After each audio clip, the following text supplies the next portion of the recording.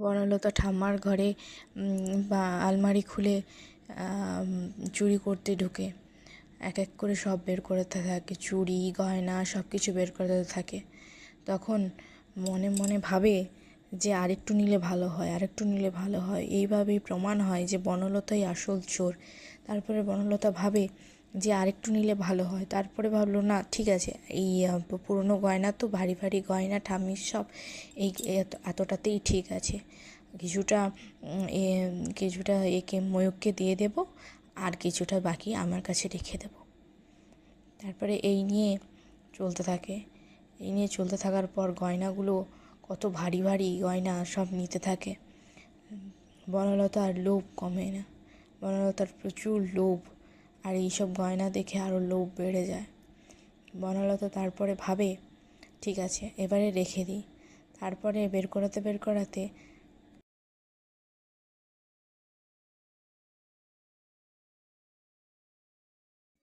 এক এক করে সোনার হার, সোনার বালা, সোনার আংটি সব কিছু নিয়ে নেয়।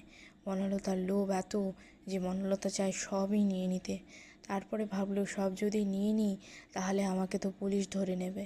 তাই সব কিছু না নিয়ে যতটা প্রয়োজন নিয়ে তারপরে যখন আওয়াজ হয় তখন বনলতা আলমারি লাগাতে হাত থেকে চাবিটা ফসকে পড়ে যায়।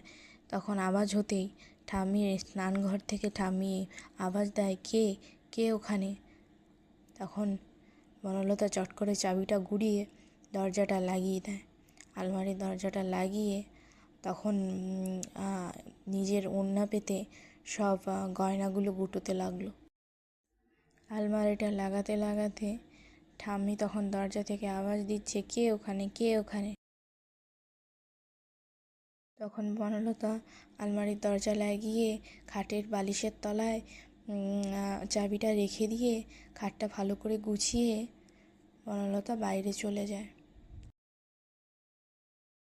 তারপর ঠাম্মি স্নানঘর থেকে বেরিয়ে এসে বলে, কেউ তো নেই এখানে, তাহলে কিসের একটা আওয়াজ হলো না? আমার কি মনের ভুল? না, কিছু একটা তো আওয়াজ হয়েছিল। কে এসেছিল আমার ঘরে? কেউ কি এসেছিল? কেউ যদি এসেছিল তাহলে আমাকে সাড়া দিল না কেন? কে এসেছিল আমার রুমে? আমি স্নান করতে গিয়েছিলাম, তাও কেউ আওয়াজ দিল না। আমি জিজ্ঞেস করলাম, কে ওখানে, কে ওখানে? কিন্তু কেউ আওয়াজ দিল না। কেউ কি এসেছিল আমার এখানে? তাহলে বললো না কেন কেউ আমি এসেছি বলে?